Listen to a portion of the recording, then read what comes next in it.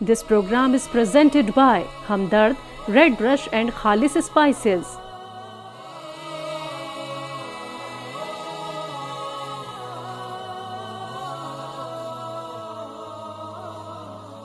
नाज़रीन किराम अस्सलामु अलैकुम वरहमतुल्लाहि वबरकातुहू।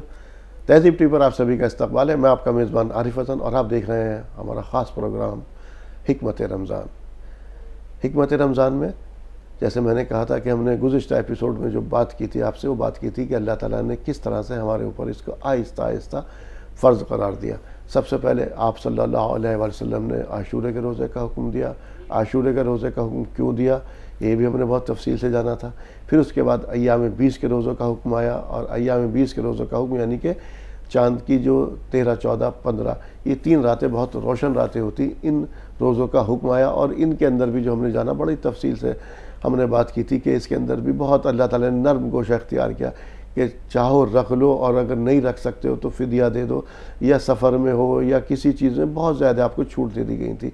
यहाँ तक कि आपके ऊपर इस जो फ़र्जियत थी वो इस हुक्म के अंदर थी कि अगर कोई आदमी नहीं रख सकता, क्योंकि अरब जो लोग थे वो इसके आदी नहीं थे इस रोज़े के, तो इस तरह से अल्लाह ताला ने वो तमाम तक छूट दे दी गई। लेकिन उसके बाद फिर हमने जाना था कि रमज़ान के जो रोज़े जब फ़र्ज़ कर दिए गए, जब अल्लाह ताला ने देख लिया कि जो उम्मत जो है सहाबा कराम जो तैयार हो गए हैं इस सब के रोज़े के लिए, तो फिर हुक्म आ गया, अब रमज़ान का महीना आ गया कि रमज़ान के जो रोज़े हैं वो 30 तादाद इनकी मुकम्मल करनी है। और उसके अंदर से पहले जो हुक्म था वो भी मनसूख कर दिया गया, यहाँ तक कि अब आपको अगर किसी वजह से सफ़र में छूट दे दी गई है या कोई और बीमारी लाहक है तो उसकी वजह से आपको छूट दे दी गई। लेकिन अगर आप दोबारा अच्छे हो जाते हैं और सफ़र से वापस आ जाते हैं तो आपको अब इनकी तादाद दूसरे दिनों के अंदर पूरी करनी है। ख़वातीन के बारे में भी हमने बात की थी कि ख़वातीन के जो मखसूस अय्याम होते हैं उसके अंदर नमाज माफ़ है, लेकिन रोज़ा माफ़ नहीं है। रोज़ा जो है, रोज़े की तादाद उनको दूसरे अय्याम के अंदर पूरी करनी। एक बात और हमने कही थी इसके बारे में कि फिर अल्लाह ताला ने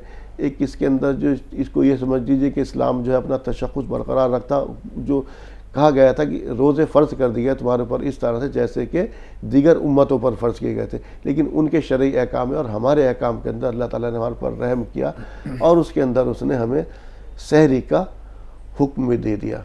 तो आज इस रोज़े की बरक़ात, फ़जीलत, इस सब पर बात करेंगे। और इस सब पर बात करने के लिए प्रोग्राम में मेरे साथ शरीक गुफ्तगू हैं जनाब मौलाना महमूद अहमद कासमी साहब। आइए सबसे पहले उनका इस्तक़बाल करते हैं। मौलाना साहब, आपका प्रोग्राम में बहुत बहुत खैर मक़दम। शुक्रिया, जज़ाकल्लाह खैर जज़ा। मौलाना साहब, जैसे हमने गुज़िश्ता एपिसोड में बात की थी, अल्लाह ताला ने सहरी का भी हुक्म दे दिया और इफ्तार के अंदर इसकी वजह से हमारे अंदर जो बरक़ात रखी गई है, सबसे पहले मैं सहरी की बात करूँगा कि दीगर उम्मतों के पास सहरी नहीं थी।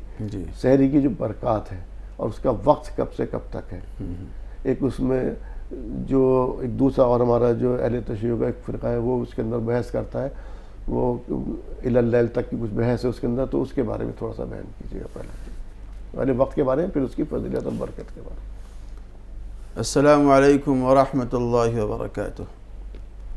हामिदन व मुसल्लिन अम्मा बाद। नाज़रीन किराम, अल्लाह रब्बुल इज़्ज़त की बड़ी ख़ास इनायतें, उसकी मोहब्बतें, शफ़क़तें हम तमाम लोगों के ऊपर हैं कि उस रब्बे कायनात ने हम तमाम लोगों को इतनी प्यारी शरीयत, इतना प्यारा मज़हब और दीन अता फ़रमाया है कि आज जिस उन्वान पर हम लोग गुफ्तगू करने के लिए बैठे हैं उसको अगर यूँ कहा जाए कि हम खुरमा व हम सवाब, कि अल्लाह रब्बुल इज़्ज़त खिला भी रहा है और साथ में सवाब भी दे रहा है, सवाब भी अता फ़रमा रहा है। तो सहरी करना ये सुन्नत नबवी में से शामिल है, मसनून आमाल में से है, और जनाब रसूलुल्लाह सल्लल्लाहु अलैहि वसल्लम ने इसको मसनून करार दिया है, पसंदीदा अमल है। और ये अमल दीगर शरीयतों और इस शरीयत के दरमियान में एक हद फासिल भी है।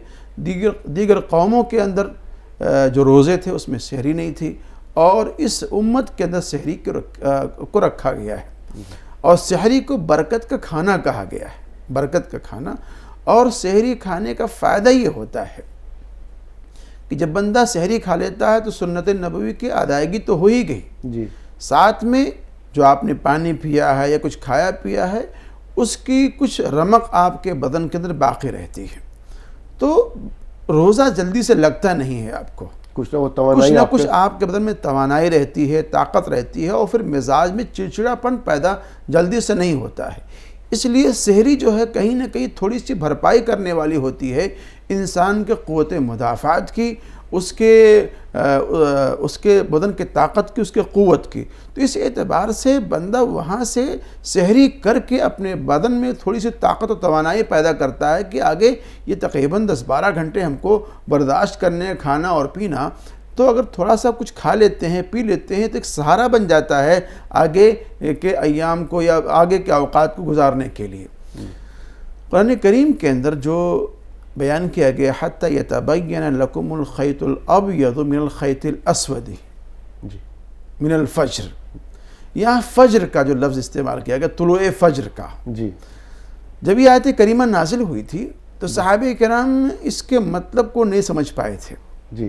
حالانکہ عربی جاننے والے جی تھے، جی جی عربی اس کا مطلب نہیں سمجھ پائے تھے. سفید ڈوری یہاں تک کہ انہوں نے اپنے تکیے کے نیچے سرہانے اور سفید دھاگے اور کالے دھاگے انہوں نے رکھ لیے، جی. اور یہ فرق دیکھنے کے لیے کہ بھئی جب تک یہ اس میں فرق واضح نہ ہو جائے تب تک کھاتے پیتے رہو. جی. حالانکہ یہ مقصد نہیں تھا، یہ بیان کرنا مقصد تھا کہ جب طلوع صبح صادق ہو جائے، طلوع صبح صادق ہو جائے، طلوع صبح صادق کے بعد میں جو سحری کے آخری اوقات ہیں جس کو فجر کہا گیا ہے، جس کو فجر کہا گیا، یعنی کہ کچھ جب روشنی پھیلنے لگے وہاں تک آپ کھا سکتے ہیں پی سکتے ہیں. یہ اللہ رب العزت نے اس آیت کریمہ کے اندر ایک ٹائم کو محدود کیا ہے، متعین کر دیا گیا ہے کہ آپ وہاں تک کھا پی سکتے ہیں. اس کے بعد سے ایک باؤنڈیشن لگایا گیا کہ وہاں سے آگے آپ کھا پی نہیں سکتے ہیں. جسے کہتے ہیں صبح کاذب، جی. یا جسے کہتے ہیں ایک عام لینگویج میں پاؤں پھٹنا، جی. کہ اس وقت ایک سفید اور جو آسمان میں سفید اور کالی دھاری دکھائی دے گی، یہ اس سے مراد تھی. جی جی یہاں پر. اچھا مولانا صاحب یہ دیکھیے دیگر اقوام سے اللہ تعالیٰ نے سحری کی برکات نہیں دی ہمیں دی. یہ تو مجھے ایک واقعہ یاد آ گیا، حضرت موسیٰ علیہ السلام جب اللہ تعالیٰ کے پاس گئے تھے کوہ طور کے اوپر، اللہ تعالیٰ سے بات کیا کرتے تھے. آپ سے حضرت موسیٰ علیہ السلام، آپ کلیم اللہ بھی کہا ہی جاتا ہے اس کے لیے. تو اس وقت بھی جب ان سے وہ سامنے والا واقعہ پیش آیا تھا، اور اس کے بعد امت جو تھی اس کے اندر مبتلا ہو گئی تھی شرک کے اندر، جب گئے تھے توبہ کرنے، تو اللہ تعالیٰ نے اس وقت بھی کہا تھا معافی. پہلے زلزلہ بھیج دیا وہاں پر، پھر جب اللہ تعالیٰ نے کہا تھا حضرت موسیٰ علیہ السلام سے، کہا تھا اللہ تعالیٰ تو اگر ہلاک کرنا چاہتا وہیں ہلاک کر سکتا تھا، تو انہیں نکال کر کے لے کر گیا. تو اللہ تعالیٰ نے اس وقت بھی کہا تھا کہ موسیٰ میں نے بخش تو دوں گا، لیکن میری اپنی جو ایک رحمت ہے وہ اس امت پہ، آپ صلی اللہ علیہ وسلم کے اوپر، وہ خاص جو رحمت ہے وہ میری اسی امت کے اوپر ہوگی. دیکھیے وہ دیگر اقوام یا جس سے پہلے جو امتیں تھیں ان کے پاس یہ سحری کی برکات، یہ تمام تر چیزیں، فضیلت، اور اس کے اندر برکت ثواب رکھا اللہ تعالیٰ نے، یہ چیزیں ہمیں حاصل ہیں اس وقت. اب اس کے بعد آتے ہیں ہم افطار کے لیے. افطار کی جو فضیلت اور برکات جو اس وقت کا جو ہے وہ جو اللہ تعالیٰ نے ہمیں عطا کی ہے، اس میں ایک برکت اور ہے. حدیث پاک میں فرمایا گیا، وہ حدیث پاک جو بڑی مشہور ہے سلمان فارسی رضی اللہ تعالیٰ عنہ، جی جی، اس کے اندر یہ فرمایا گیا ہے کہ فیہ یزاد رزق المومن. اس سے کچھ ملتے جلتے الفاظ ہیں کہ اس مہینے کے اندر مومن کا رزق بڑھا دیا جاتا ہے. جی، اس مہینے کے اندر مومن کی روزی بڑھا دی جاتی ہے. اور یہ چیز مشاہدے میں بھی ہے، تجربے میں بھی ہے کہ اللہ رب العزت نہ جانے کہاں سے کیا کیا وسائل مرحمت فرما کر کے وہ تمام چیزیں میسر فرما دیتا ہے جو اور دیگر مہینوں کے اندر نہیں مل پاتی ہیں. کھانے پینے کی بڑی آسودگی رہتی ہے، فراوانی رہتی ہے، فروٹ کی فراوانی ہے، اور تمام چیزیں ہیں. اور بہت کم ہی لوگ ایسے ہیں جن کے گھروں کے اندر تمام چیزیں نہیں ہوتی ہیں، یا اگر جن کے یہاں نہیں ہوتی ہیں تو اللہ رب العزت نے ایک نظام بنایا ہوا ہے کہ ان مالداروں متمول لوگوں کے دل میں اللہ رحمت اور شفقت ڈالتا ہے جو ان غریبوں اور محتاجوں تک پہنچاتے ہیں. ایک میں اپنے یہاں کا ایک واقعہ میں آپ کو کوٹ کر دوں. جی جی، میں جس مسجد کی خدمت کرتا ہوں تقریباً 23 سال سے کرتا ہوں، اور بلا مبالغہ عارف بھائی ہمارے یہاں کم سے کم 600-700 آدمی روزانہ افطار کرتے ہیں، اور الحمدللہ ہم لوگ اس کا انتظام کرتے ہیں. اور میں 23 سال سے ایک شخص کو دیکھتا ہوں کہ جو عمدہ سے عمدہ پھل جو مارکیٹ میں ہوتے ہیں، چاہے وہ سیب ہو، پپیتا ہو، خربوزہ ہو، تربوزہ ہو، یہاں تک کہ کیلے ہوں، آم ہو، یہ تمام چیزیں جو عمدہ پھل ہوتے ہیں، اچھے سے اچھا عمدہ سے عمدہ پھل لا کر کے وہ افطار کرنے والوں کے لیے وہ ہمارے پاس میں بھیج دیا کرتے ہیں. تقریباً 23 سال سے میں کنٹینیو مسلسل دیکھ رہا ہوں ان کا یہ عمل. تو اللہ رب العزت اس طریقے سے عمرہ متمول لوگوں کے دل میں بات ڈال دیتے ہیں، اور وہ لوگ ان غریبوں اور مزدور و مفلوق الحال لوگوں کا مداوا بن جاتے ہیں اور ان کے لیے ذریعہ بن جاتے ہیں، اور اللہ رب العزت ان کے ذریعہ سے ان تمام لوگوں کو کھلاتا ہے، اور اس طرح سے اللہ رب العزت فراوانی مومن کے رزق کے اندر کر دیا کرتا ہے اس ماہ مبارک کے اندر خاص طور سے۔ جی، ایک سوال اور میرے ذہن میں ہے، اللہ تعالیٰ آپ صلی اللہ علیہ وسلم نے فرمایا تھا کہ سحری میں جی دیر تاخیر کرو جی اور افطار میں جلدی کرو۔ اس کے بارے میں تھوڑا سا بیان بتائیے گا مجھے اور ہمارے ناظرین کو بھی۔ اور دوسرا ایک اور جو میں نے وقت کی بات کہی تھی، جو ایک اور ہمارا دوسرا فرقہ وہ کس اس سے لے کر کے وہ وقت میں افطار میں کچھ اور تاخیر کرتے ہیں 5 یا 7 منٹ ایسی، اس کے اندر سحری کے اندر بھی کچھ وہ کرتے ہیں، تو وہ کیا؟ یہ 2 سوال میرے آپ سے۔ دیکھیے فرقے وغیرہ کی تو بات میں نہیں کرتا، مسئلہ یہ ہے، مسئلہ جانا سر، مسئلہ یہ ہے کہ ہمارے ہاں جو کیلنڈر بنائے گئے ہیں ان کیلنڈروں کے اندر بھی احتیاط اس بات کا رکھا گیا ہے کہ کم سے کم 2 منٹ 3 منٹ کا فرق اس میں رکھا جاتا ہے جی، اور پھر اس کے بعد جو عام طور سے پاکٹ جنتریاں لوگ بناتے ہیں جی اس کے اندر بھی 2 منٹ کا فرق رکھتے ہیں، تو یہ 2 منٹ اور 3 منٹ کل 5 منٹ ہو گئے، اور پھر اگر آپ اپنی طور سے پھر اور احتیاط کرتے ہیں تو تاخیر ہو جاتی ہے۔ جی تو تاخیر مناسب نہیں ہے، اور باضابطہ عموماً رعایت کر کے 2 منٹ 3 منٹ کی اذان کی آواز ہوتی ہے، اور باضابطہ منادی لگائی جاتی ہے کہ بھئی افطار کا وقت ہو چکا ہے۔ اور رہی بات افطار میں جلدی کرنا چاہیے اور سحری کے اندر تاخیر کرنا چاہیے، اور اتنی بھی تاخیر نہ کریں آپ کہ جناب وقت مشکوک ہو جائے، اور اتنا جلدی بھی نہ کر لیں افطار کے اندر کہ جناب وقت سے پہلے آپ افطار کر لیں، دونوں ہی نقصان دہ ہے۔ تو جو جنتری جو ٹائم ٹیبل آپ کے لیے احتیاط کے ساتھ میں بنایا گیا ہے اس کو فالو کر کے آپ اس پر عمل کریں۔ اچھا، بہت میں نے لوگوں کو دیکھا اکثر کہ وہ اس حدیث کو کوٹ کرتے ہیں، شاید حضرت ام مکتوم رضی اللہ تعالیٰ یا کوئی اور صحابی، مجھے معلوم نہیں، آپ صلی اللہ علیہ وسلم نے کہا کہ وہ اذان جلدی دے دیتے ہیں اور تم کھاتے رہا کرو، ایک وہ حدیث کوٹ کرتے ہیں کسی صحابی سے، اور تو وہ لوگ اذان تک کھاتے رہتے ہیں اس موجودہ دور میں، اس میں اور اس میں کیا حکم ہے؟ دیکھیے وہ جو ایک عبداللہ بن ام مکتوم کی جو اذان کی بات ہے وہ ایک خاص کنڈیشن کی تھی، وہ ایک عام حکم نہیں تھا، وہ بھی قانون نہیں تھا، وہ قانون وہ نہیں ہے جو عبداللہ بن ام مکتوم کی اذان والی تھی، قانون تو وہ ہے جو اذان بلال حبشی رضی اللہ عنہ دیا کرتے تھے۔ تو بہت ساری چیزیں ایسی ہیں جو بعد کے ایام کے اندر نبی صلی اللہ علیہ وسلم نے اس کو منسوخ کر دیا ہے، اپنے عمل کے ذریعے منسوخ کیا ہے، یا بعض اعمال ایسے ہیں جو کسی خاص کنڈیشن میں کسی خاص وجہ سے کیے گئے ہیں لیکن وہ قانون نہیں ہے، وہ ایک خصوصیت ہے نبی علیہ السلام کی، ان کے دور کی خصوصیت کہا جاتا ہے۔ آپ صلی اللہ علیہ وسلم دعا کیا کرتے تھے کہ اللہ تعالیٰ شعبان سے ہی دعا کیا کرتے تھے، اللہ تعالیٰ ہماری عمر میں برکت عطا فرما کہ ہمیں رمضان کا مہینہ نصیب ہو۔ ٹھیک، اور تو اس کے بارے میں اس وقت موجودہ دور میں ہم دیکھ رہے ہیں لوگ ہم روزہ بھی رکھتے ہیں، تمام تر چیزیں کرتے ہیں ہم، اور یا تو نماز ہم سے چھوٹ جاتی، روزہ رکھنا ہمیں آسان لگتا، یا پھر اور دیگر چیزوں سے جو لغویات سے ہم جسے کہتے ہیں روزے کو پھاڑ دینا، روزے کو ختم کر دیتا، روزہ رکھا بھی اور بغیر روزے کے رہے، تو وہ کون لوگ ہیں، ان کے لیے کیا حکم ملتا ہے؟ دیکھیے روزہ اگر ہم رکھتے ہیں تو اس روزے کا ہمیں اکرام بھی کرنا چاہیے، اس کا خیال بھی کرنا چاہیے۔ جی، روزے کا اکرام اور خیال یہ ہے کہ ہمارے پورے اعضاء جوارح روزے دار ہوں، ہماری نگاہ بھی روزے دار ہو، ہماری زبان بھی روزے دار ہو، اور ہمارے کان بھی روزے دار ہوں، ہاتھ پیر بھی روزے دار ہوں، نگاہوں کا صحیح استعمال ہو، کان سنے تو صحیح بات سنے، زبان بولے تو صحیح بات بولے، ہمارا یہ ہاتھ چلے تو صحیح کاموں کی طرف چلے، ہمارا یہ پیر چل کر کے جائے تو کسی اچھے کام کی طرف چل کے جائے۔ اگر اس کے خلاف ہمارے اعضاء جوارح جاتے ہیں تو گویا کہ آپ روزے کا احترام نہیں کر رہے ہیں، روزے کا خیال نہیں کر رہے ہیں، اور کہیں نہ کہیں سے روزہ آپ کا مکروہ ہو رہا ہے، کہیں نہ کہیں سے آپ کا روزہ خراب ہو رہا ہے۔ مثال کے طور پر ہمارے زمانے کے اندر، اب موجودہ زمانے کے اندر، پہلے کیا ہوتا تھا کہ جب یہ موبائل وغیرہ نہیں تھے تو لوگ 2-4 لوگ بیٹھ جاتے تھے، گپے مارتے تھے۔ جی جی، اب اس گپ کے اندر کیا ہوتا تھا، کسی کی غیبت شروع ہو گئی، کسی کی برائی شروع ہو گئی۔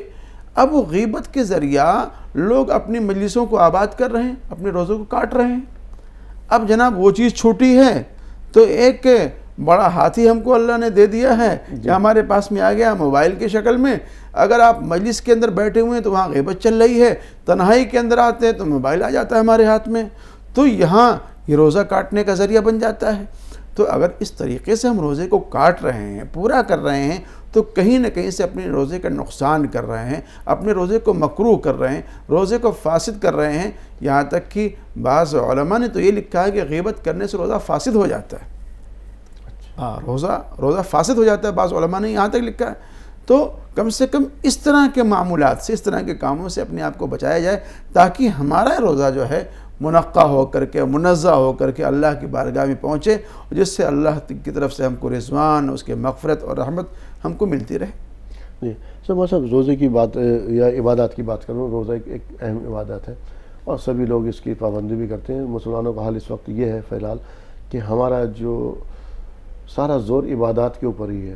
روزہ, نماز, زکوٰۃ, حج, کسی کے پاس اگر ہے تو وہ حج بھی کر لے گا اگر اللہ تعالیٰ نے کسی کو دیا ہے, زکوٰۃ بھی نکالتے ہیں, اور یہ تو عبادات پر تو ہمارا زور ہوتا ہے. لیکن ہمارا عمل جو ہے, عمل سے اس وقت ہم کہیں نہ کہیں خالی, جبکہ کہا یہ جاتا ہے, جو میں نے سنا ہے کہ عبادات کا حصہ ہے, یہ پلر ہیں. ظاہر سی بات ہے بنیاد تو انہی کے اوپر رکھی جائے گی, دین کی بنیاد ان پر ہوگی. تو ان کے ساتھ ساتھ جو کہتے ہیں 75% حصہ ہمارے عمل کا ہے, جو ہمارے اعمال ہیں اس وقت ان کا حصہ ہے. ان اعمال کے ہم دیکھتے ہیں کہ اسی کے اندر ہم لگے ہوئے ہیں, وہی دنیا, وہی ہمارا اگر تولنا, کم تولنا, یہ سب چیزیں ہمارے سب چیزوں کے. تو ایسے میں روزہ کہاں پہنچے گا ہمارا؟ کیا ہم اسی روزہ کی وہ حکمت, اس کا نام بھی ہمارے پروگرام کا حکمت رمضان ہے, وہ حکمت, وہ فضیلت وہ ہم حاصل کر سکیں گے؟ ایسی بات ہے, اگر آپ روزہ رکھ رہے ہیں اور روزہ رکھ کر کے آپ ڈنڈی مار رہے ہیں, آپ کا بزنس ہے, آپ دکاندار ہیں, آپ سامان بیچتے ہیں, تو آپ وہاں ڈنڈی مار رہے ہیں. یا عام طور سے پیٹرول پمپ پہ آپ جا کے دیکھ لیجئے, وہاں پہ اتنا برا حال ہے کہ اگر آپ نے پیٹرول لیا ہے تو آپ کو امید نہیں کہ آپ کو مکمل مل جائے گا. وزن کرنے والا ہے تو وزن کرنے میں ڈنڈی مار رہا ہے, ناپنے والا ہے تو ناپنے کے اندر ڈنڈی مار رہا ہے. تو یہ تمام اعمال جو تمام اعمال ہیں, یہ اخلاق کریمانہ کے حصوں میں آتے ہیں. اخلاق کریمانہ کے حصوں میں آتے ہیں. اور اگر ہم اس سے اپنے آپ کو دور کرتے ہیں, عمل سے اپنے آپ کو کوسوں دور کرتے ہیں, تو کہیں نہ کہیں اس کے اثرات ہمارے نماز پر, ہمارے روزے پر, ہمارے حج پر, ہمارے زکوٰۃ پر پڑتے ہیں. اور اگر روزہ یا نماز یا حج اور زکوٰۃ, یہ تمام چیزیں ہمارے کردار کو, ہمارے اخلاق کو اگر سدھار نہ سکے, بہتر نہ بنا سکے, تو کہیں نہ کہیں یہ غور کرنا پڑے گا کہ ہمارے ان اعمال کے اندر کچھ نہ کچھ کوتاہی رہ گئی ہے. جیسے کہ ایک آیت کریمہ ہے, ان الصلاۃ تنہی عن الفحشاء والمنکر, کہ نماز بے حیائی سے اور بری باتوں سے روکتی ہے. ٹھیک ہے, قرآن کریم ہے, یہ آیت ہے. اللہ کہہ رہا ہے, اللہ کی بات جھوٹی نہیں ہو سکتی ہے, قرآن کا کہا جھوٹا نہیں ہو سکتا ہے. ٹھیک ہے, لیکن ایسا بھی ہے کہ لوگ نماز پڑھ رہے ہیں, بے حیائی کے کام بھی کر رہے ہیں. لوگ نماز پڑھ رہے ہیں, منکرات والے کام بھی کر رہے ہیں, گناہ والے کام بھی کر رہے ہیں. نماز پڑھ رہے ہیں, چوری بھی کر رہے ہیں. نماز پڑھ رہے ہیں, ڈاکہ بھی ڈال رہے ہیں. نماز پڑھ رہے ہیں, کم تول رہے ہیں. نماز پڑھ رہے ہیں لیکن ڈنڈی مار رہے ہیں. پتہ یہ چلا کہ جو ہم نے نماز پڑھی ہے نا ابھی, وہ نماز کہیں نہ کہیں ناقص رہ گئی ہے. اس نماز میں کہیں نہ کہیں کمی رہ گئی ہے. جس نماز نے ہم کو کم تولنے سے نہیں جو نماز ہم کو کم تولنے سے نہیں روک سکی, یا کم ناپنے سے نہیں روک سکی, ڈنڈی مارنے سے نہیں روک سکی, کہیں نہ کہیں اس نماز کے اندر کوئی نہ کوئی کمی رہ گئی ہے, جس کے انوار اور برکات ہمارے اس عمل کے اندر ظاہر نہیں ہوئی ہیں. قرآن سچا ہے, اللہ سچا ہے, اللہ کی بات سچی ہے, لیکن ہمارا جو عمل ہے اس عمل کے اندر کہیں نہ کہیں کمی ہوگی, جس کی بنیاد پر پھر یہ پریشانیاں آ رہی ہیں. ایک اور طرف اشارہ, ہم روزہ رکھتے ہیں, تمام تر چیزوں کی پابندیاں بھی کر رہے ہیں, ہم قرآن شریف کی تلاوت بھی کر رہے ہیں, کلام پاک کی تمام اعمال بھی ہم کر رہے ہیں, لیکن جب روزے کا احساس شام کے وقت ہمیں ہونے لگتا ہے تو ہمارے عتاب کا شکار ہمارے بچے اور خواتین ہوتی ہیں. اس وقت میں کیا حکم ہے, جو کہ ایک خاص برکت کا نزول کا, اللہ تعالیٰ کہتا ہے افطار کے روزے دار کی میں دعا کبھی قبول نہیں, وہ ہر دعا کو قبول کرتا ہوں روزے دار کی. اس وقت دعا کا وقت ہوتا ہے, اور ہمارے یہاں گھروں میں جو ہے ماحول چیخنے کی, چلانے کی, یا بچے سے بیٹھے, بیوی کو لان تان, یہ تمام تر چیزیں ہو رہی ہیں. نہیں, یہ تو خیر غلط ہے اور بہت ہی غلط طریقہ ہے یہ. اور ایسا نہیں ہونا چاہیے کہ باضابطہ وہاں تو مرد کو شریک حال بن کر کے کام کرنا چاہیے، مرد کو شریک حال بن کر کام کرنا چاہیے، بیوی کا ہیلپ کرنا چاہیے، دسترخوان بچھا دیں، پلیٹیں سجا دیں، کوئی آپ کے مطلب کا کام ہے تو آپ وہ کر لیں، شربت تیار کر لیں، جو بھی آپ سے کام ہو سکتا ہے، فروٹ کاٹ لیں آپ، بیوی آپ کے کچن میں لگی ہوئی ہے، پکوڑے تل رہی ہے یا کچھ اور چیزیں بنا رہی ہے، تو کم سے کم اگر آپ خالی بیٹھے ہیں تو آپ کو اس میں شریک کار ہونا چاہیے، بننا چاہیے۔ اگر آپ خالی بیٹھیں گے تو ظاہر سی بات مزاج میں چڑچڑاپن پیدا ہی ہوگا، غصہ آئے گا۔ اس سے بچنے کے لیے آپ اپنے آپ کو کسی کام میں مشغول کر لیں۔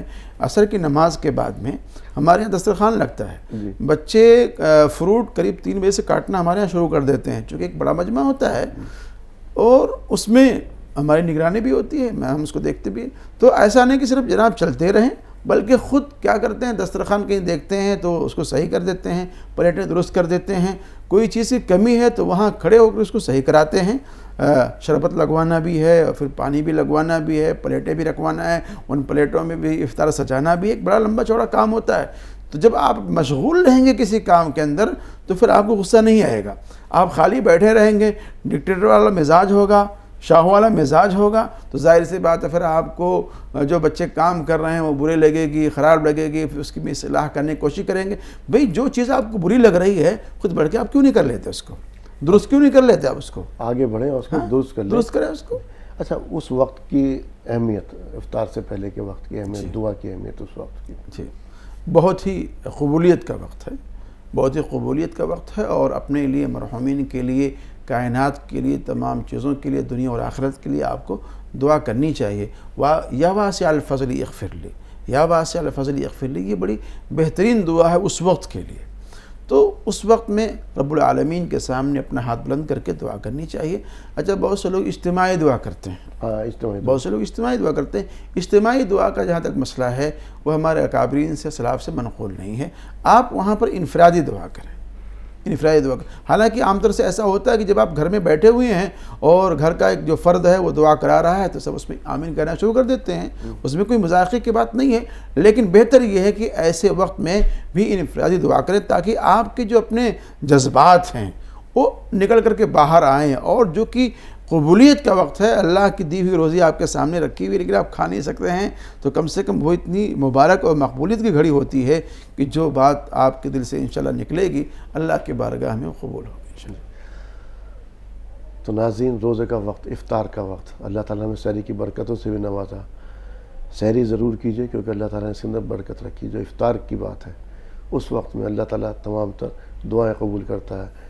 اللہ تعالیٰ کہتا ہے فرشتوں سے، دیکھو اس کے سامنے ہر چیز موجود ہے، اس وقت اس کو کس چیز نے روک رکھا ہے کہ صرف میرے حکم نے، کہ اللہ تعالیٰ کا حکم ہے کہ ابھی نہیں کھانا ہے، اور اس وقت دعائیں جو بھی مانگی جاتی ہیں وہ دعائیں تمام تر قبول ہوتی ہیں، اللہ تعالیٰ کا یہ فرمان ہے۔ تو اس وقت میں خاص طور سے ہمارے کچھ گھروں کے اندر اس طرح سے ایک ہم نے دیکھا چیخ پکار یا کوئی اپنی بیویوں کو چلانا یا بچوں پر غصہ نہیں آتا، روزے کا اس وقت زیادہ احساس ہوتا ہے۔ ظاہر سی بات ہے، گرمی کا وقت ہے، 12-14 گھنٹے کا آپ نے روزہ رکھا ہے، تو آپ بچے بھی سہمے ہیں، تو اس وقت کا فائدہ اٹھائیے۔ اللہ تعالیٰ جو روزے کا مقصد ہے اس کو حاصل کیجئے۔